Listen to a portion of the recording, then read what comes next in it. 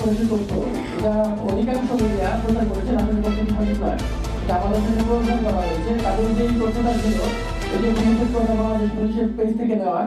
এখানে বলা হয়েছে যারা আপিল ট্রাইব্যুনালে জয়ী হয়েছেন তাদেরকে পূর্ণ বহালের জন্য পুলিশের কঠোর ব্যবস্থা গ্রহণ করা হচ্ছে। আপিল ট্রাইব্যুনাল মানে হচ্ছে দুইটা রায়।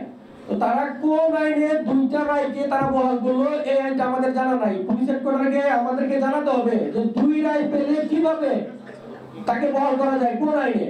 তাহলে যারা একটা রায় পেয়েছে তারা কি অবৈধ? তাদের আদেশটা তো আদালত থেকে দিয়েছে, তাই না? তারা কোন আইনে দুই রায় বহাল করে এক রায় বহাল করতেছে না। আমার পরবর্তী কোশ্চেন হচ্ছে যে আমাদের বিসিএস প্রশাসন থেকে 3 জন মামলা চলমান আছে, তারা রায় পায়নি, তাদেরকে বহাল করছে। তাহলে আমরা যারা নিম্ন পদস্থ কর্মচারী আছি আমাদেরকে কেন বহাল করা হচ্ছে না? কোন কারণে বহাল করা হচ্ছে না?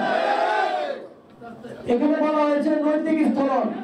দেখেন নৈতিক স্থলন নামে যে ড্রাগ টেস্ট, আপনারা জানেন ড্রাগ টেস্টের অনুমতি ছিল না পুলিশ হাসপাতালে। এক ব্যক্তিকে 3 বার ড্রাগ টেস্ট করার পর তাকে চাকরিচ্যুত করার কথা, কিন্তু তাকে একবার ড্রাগ টেস্ট করছে। যে ব্যক্তিকে ড্রাগ টেস্ট করছে সে সাথে সাথে অন্য হাসপাতাল থেকে রিপোর্ট নিয়ে আসছে, তার রিপোর্ট গ্রহণ করা হয়নি, তাকে চাকরিচ্যুত করা হয়েছে। এখানে বলা হয়েছে যে ফেসবুক কমেন্ট আপনারা শুনেছেন ছোটখাটো বিষয়, যেমন বলছেন গোপালগঞ্জের আকাশ ভরা তারা আমার, তাকে চাকরিচ্যুত, হিন্দু থেকে মুসলিম হইতে চাকরিচ্যুত করে ফেলছে, ঠিক আছে? তবে জাতির পিতা ইব্রাহিম আলাইহিস সালাম বলছিল এর জন্য চাকরিচ্যুত করে ফেলছে। আচ্ছা যাই হোক, আমি মূল পয়েন্টে আসি। এখানে বলা হয়েছে যে যাদের ফৌজদারি মামলা চলমান তাদেরকে আইনের খাতিরে নেওয়া যাবে না, আইনের সাথে সাংঘর্ষিক। আমার প্রশ্ন পুলিশের কোর্টের কাছে যে ফৌজদারি মামলা চলমান অবস্থায় কোন আইনে তারা তাদেরকে চাকরিচ্যুত করে, সেই আইনটা কি তাদের কাছে আছে? সংবিধানে এবং আইনে স্পষ্ট উল্লেখ করা আছে এখানে যে কর্মচারী আইনে যে ফৌজদারি মামলা চলমান অবস্থায় তাকে চাকরিচ্যুত করা যাবে না যতক্ষণ না পর্যন্ত অপরাধ প্রমাণ হয়। তারপর তারা তাদেরকে চাকরিচ্যুত করেছে। এটা কোন আইনে করেছে, কার আইনে করেছে আপনারা তো জানেন। এই 2018 সালে এই বেঞ্জিনের আইন, উনি এই পুলিশ বাহিনীকে ব্যবহার করার জন্য সরকারের কাছে মানে স্বৈরাচারী সরকারের কাছে ব্যবহার করার জন্য আইনটা উনি পাস করে গেছেন। খালাস পাইলে বহাল করতে হবে। আমাদের অনেক ফৌজদারি মামলার ভিকটিম পুলিশ আছে যারা খালাসের রায় নিয়ে আসছে কিন্তু তাদেরকে বহাল করতেছে না। আইনের প্রতি তাদের কোনো শ্রদ্ধাই নাই। তারা প্রেস রিলিজ করছে যে আইন নাই।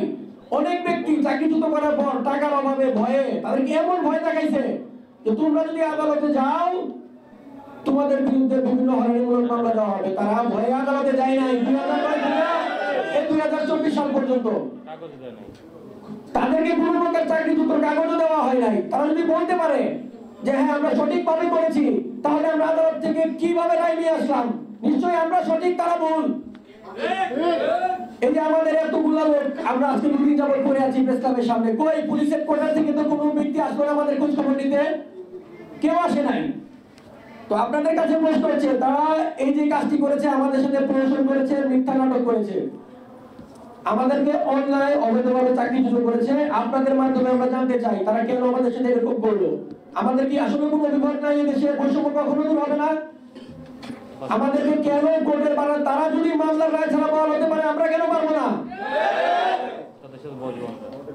তাদের সাথে আমরা বসতে চাই, তারা একটু যাদেরকে নিয়ে বসতে বলে আমরা কাগজ সই করবো। আমরা যদি অপরাধী প্রমাণিত হয় আমরা দাবি তুলবো না, আমরা দাবি তুলবো না তাদের কাছে যদি আমরা অপরাধী প্রমাণিত হয়। তারা গত 5 বছর আগে যে কমিশন করেছে আইজিপি স্যার বলেছিল আমাদের 2 জন প্রতিনিধি এবং অ্যাডভোকেট নিয়োগ দিবে, তারা দেয় নাই। আজ পর্যন্ত আমরা পুলিশ হেডকোয়ার্টার থেকে পৌরসভায় সেই লিস্ট আমাদের হাতে দেয় নাই। কেন দেয় নাই?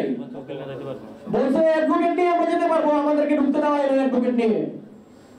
তো যাই হোক, আপনারা সবাই জানেন আসলে আমরা বৈষম্যের শিকার।